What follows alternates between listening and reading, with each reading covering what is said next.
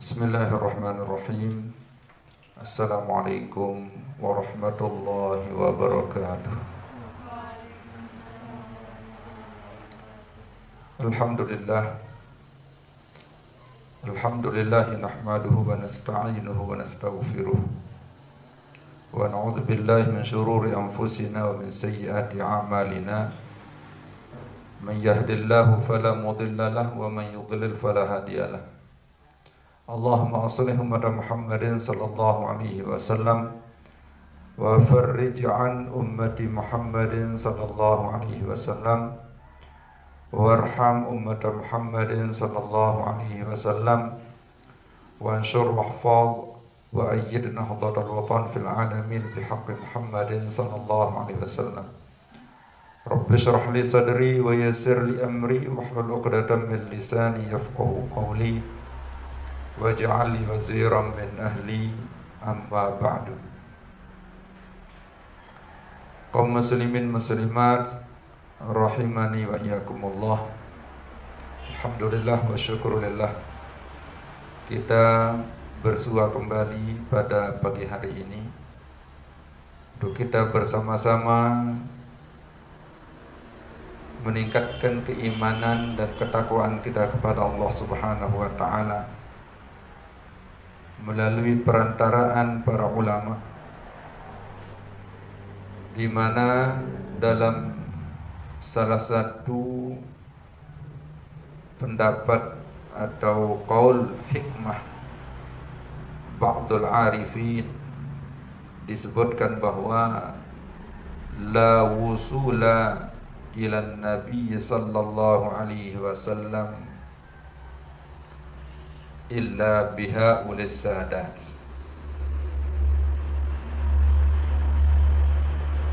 Kecintaan kita kepada Rasulullah sallallahu alaihi wasallam, keimanan kita kepada beliau, termasuk keimanan kita kepada Allah Subhanahu wa taala, akan sampai dengan perantaraan para ulama.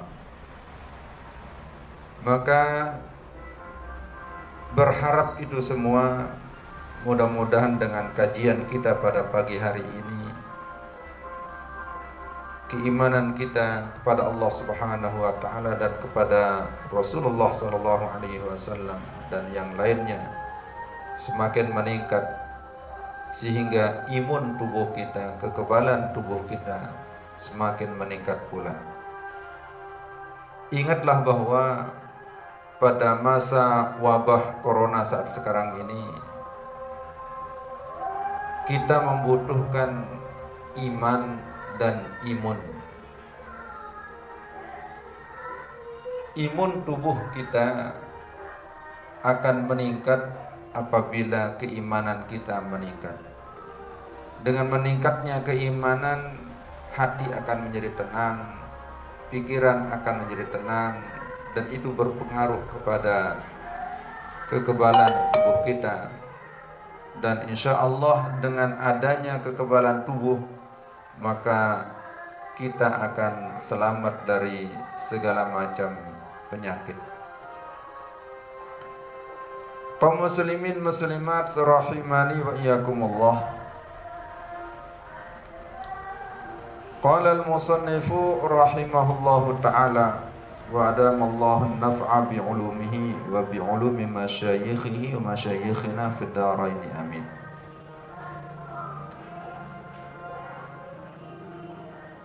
Wal maqalatu tsaniyah,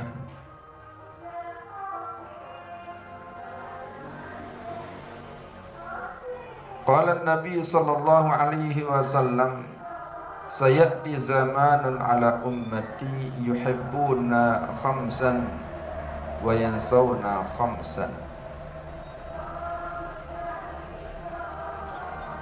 Ila anqal wa yuhibbuna al-mala wa yansawna al-hisaba. Pada pertemuan sebelumnya kita telah sampai kepada pembahasan al-maqalatus tsaniyah, maqalah yang kedua, yakni hadis Rasulullah sallallahu alaihi wasallam yang menjelaskan tentang akan datangnya suatu masa yakni orang sangat senang, sangat mencintai yang 5 namun melupakan yang 5. Kita telah membahas sebelumnya 2 hal, yakni mencintai dunia, melupakan akhirat, mencintai perhiasan-perhiasan dunia, kesenangan-kesenangan dunia, namun dia melupakan kuburnya. Dan sekarang yang ketiga, yakni wa yuhibbunal mala fayastaghiluna bi jam'ihi. Mereka mencintai harta, menyenangi harta. Mereka menyibukkan diri dengan mengumpulkan harta sampai tidak kenal waktu, siang malam, hujan panas, terus kumpulkan harta, kumpulkan harta, kumpulkan harta sebanyak-banyaknya.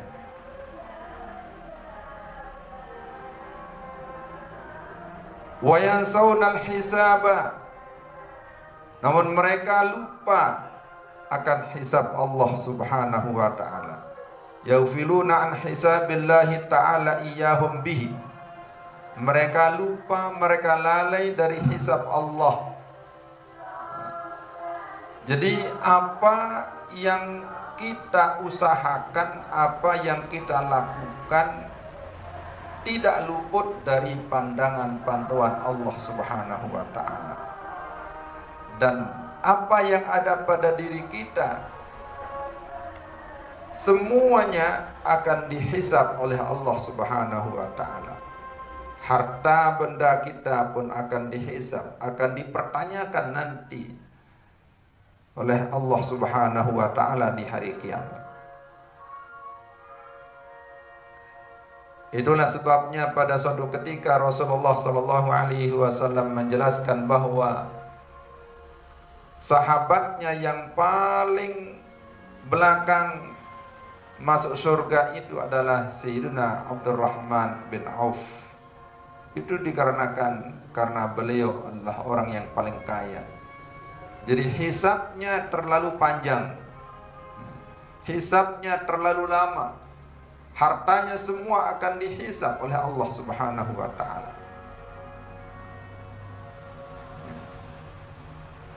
Ketahuilah bahwa fa innal mala halaluhu hisab. Sungguhnya harta itu halalnya saja akan dihisab, memiliki hisab. Wa haramuhu iqab. Haramnya itu adalah memiliki iqab, yakni dosa. Jadi harta yang halal yang kita peroleh itu akan ada hisabnya. Harta yang haram itu akan ada akibatnya, akan ada dosanya. Jadi oleh sebab itu mari kita jalankan hidup ini sesuai dengan syariat Islam, yakni menyeimbangkan antara kehidupan dunia dan kehidupan akhirat. Sederhana di dalam menjalankan kehidupan, walaupun pada hakikatnya kita tidak dilarang untuk mencari kekayaan. Yang selanjutnya, wa yuhibbunal ayal, ay ahlal bait. Mereka mencintai keluarganya, ahlul baitnya, istri dan anak-anaknya. Dia sangat mencintainya, sangat menyayanginya. Sampai-sampai dia lupa wa yansawnal hura fil jinan. Dia lupa, mereka lupa al-hur, yakni bidadari-bidadari fil jinan yang ada di dalam surga. Mencintai keluarga itu kewajiban, menyayangi mereka itu kewajiban. Mencintai anak istri itu kewajiban, menyayangi mereka juga kewajiban. Tapi jangan sampai kita berlebih-lebihan. Karena mencintai keluarga secara berlebih-lebihan itu akan merugikan diri kita sendiri. Jadi di dalam Islam kita diajarkan untuk tidak berlebih-lebihan di dalam mencintai anak istri kita. Sayangi mereka sesuai ajaran Islam. Cintai mereka sesuai ajaran Islam. Jadi jangan sampai kecintaan kita terhadap keluarga kita melebihi kecintaan kita kepada Allah, kecintaan kita kepada Rasulullah. Jadi orang yang memiliki iman sempurna, dia akan lebih mencintai Rasulullah SAW daripada keluarganya sendiri. Oleh sebab itu mari kita saling ingat mengingatkan, saling nasihat menasehati. Jadi mencintai keluarga itu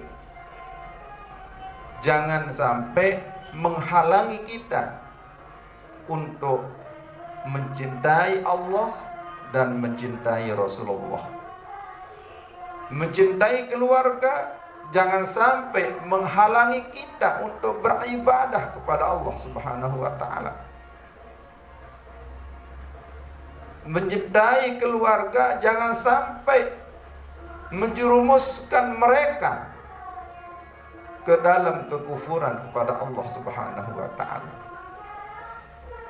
Mencintai keluarga jangan sampai membuat kita buta terhadap kebenaran.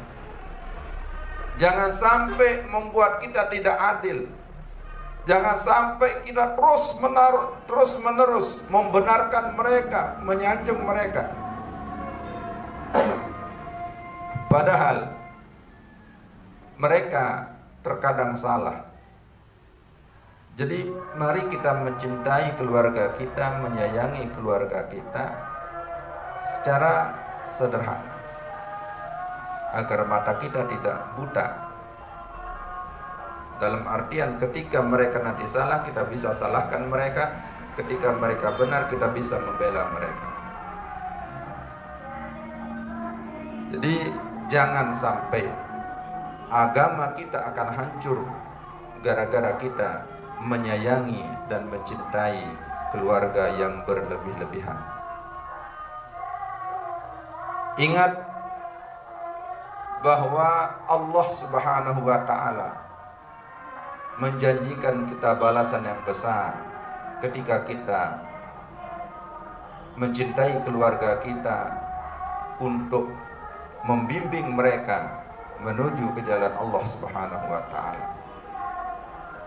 Bidadari-bidadari surga sudah disiapkan oleh Allah Subhanahu wa taala sebagai balasan bagi kita, dan itu merupakan sebuah kenikmatan yang sungguh sangat luar biasa. Dan insya Allah semua itu kita akan peroleh kalau kita tidak berlebih-lebihan di dalam mencintai keluarga kita. Yang selanjutnya, kaum muslimin muslimat rahimani wa iyyakumullah, wa yuhibbuna an-nafsa wa yansawna Allah.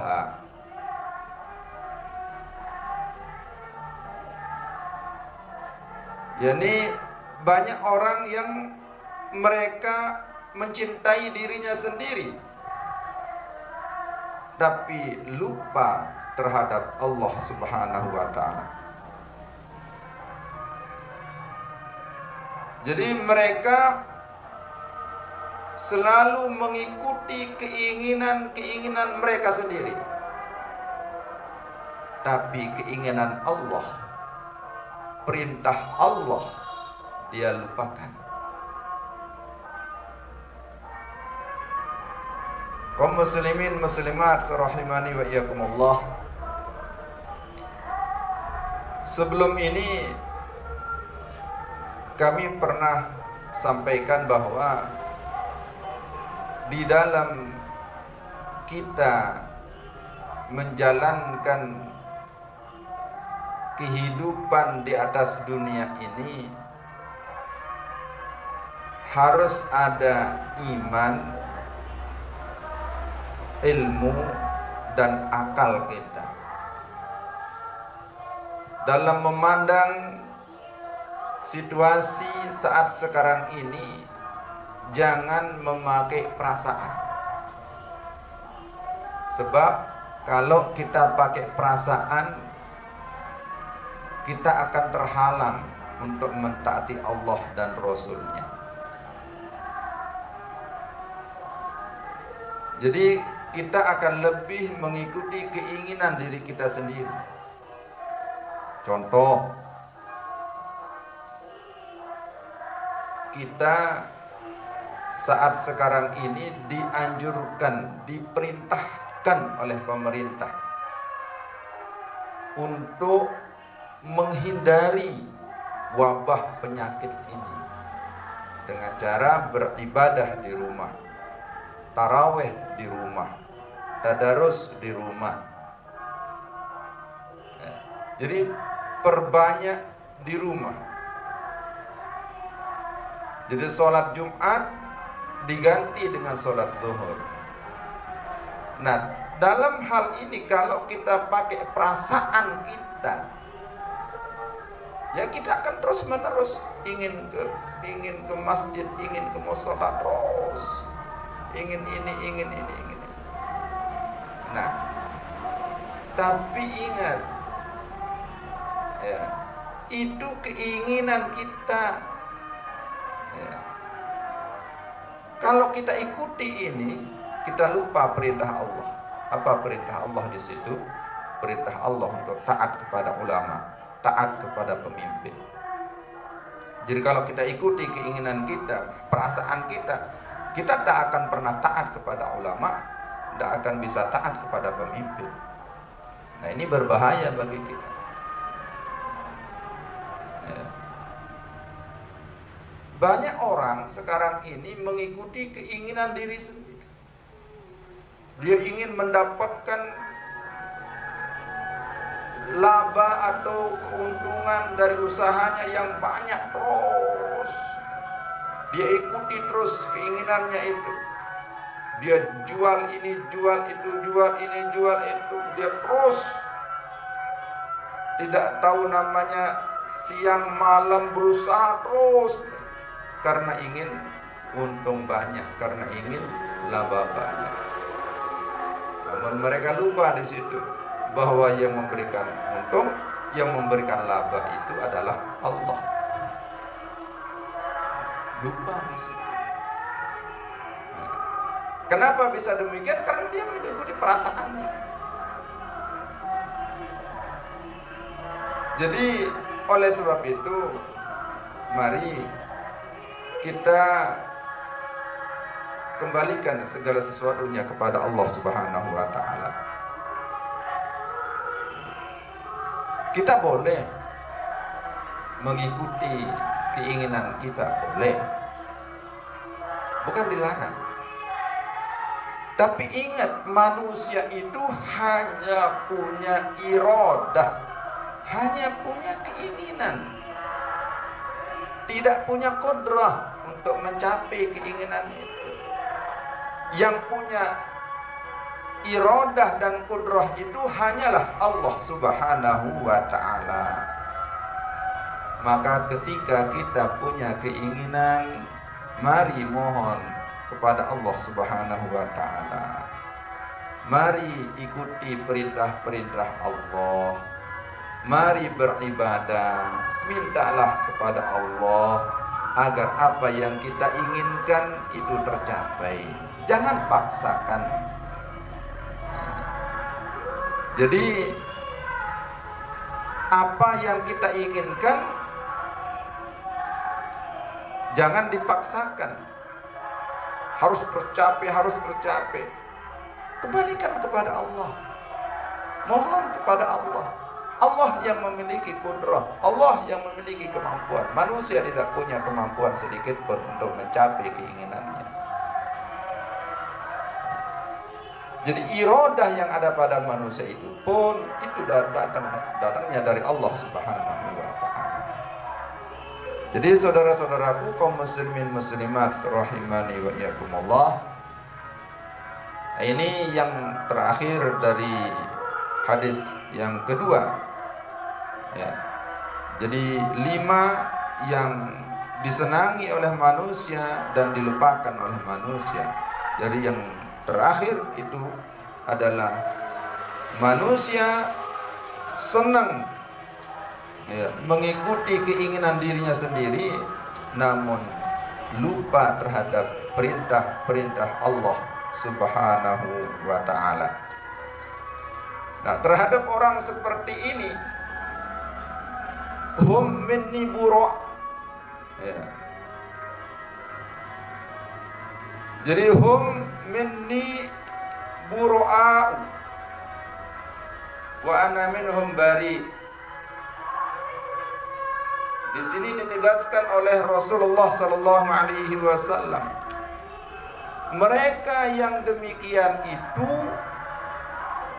mereka yang demikian itu jauh dari kami. Wa ana minhum bari, dan saya pun jauh dari mereka. Nauzubillah, tsumma nauzubillah. Jangan sampai kita dijauhi oleh Rasulullah sallallahu alaihi wasallam, dan jangan pula kita menjauh dari Rasulullah sallallahu alaihi wasallam. Mari kita saling mengingatkan tentang hadis ini untuk kita selalu dekat dengan Rasulullah sallallahu alaihi wasallam, karena kedekatan kita dengan Rasulullah SAW akan mendekatkan kita kepada Allah Subhanahu wa ta'ala. Saudara-saudaraku kaum muslimin muslimat rahimani wa iyyakumullah, mungkin hanya ini yang dapat kami sampaikan dalam kesempatan ini. Mudah-mudahan Allah meridhai kita semua, dan mudah-mudahan Allah selalu menjaga iman kita, memberikan kita ketenangan hati, sehingga imun tubuh kita selalu meningkat, sehingga kita terbebas dari segala macam penyakit. Amin ya rabbal alamin. Demikian, wallahu a'lamu bis-shawab, walhamdulillahi rabbil alamin, wallahu muwaffiq wal hadi ila sabilir rasyad. Tsumma assalamu alaikum warahmatullahi wabarakatuh.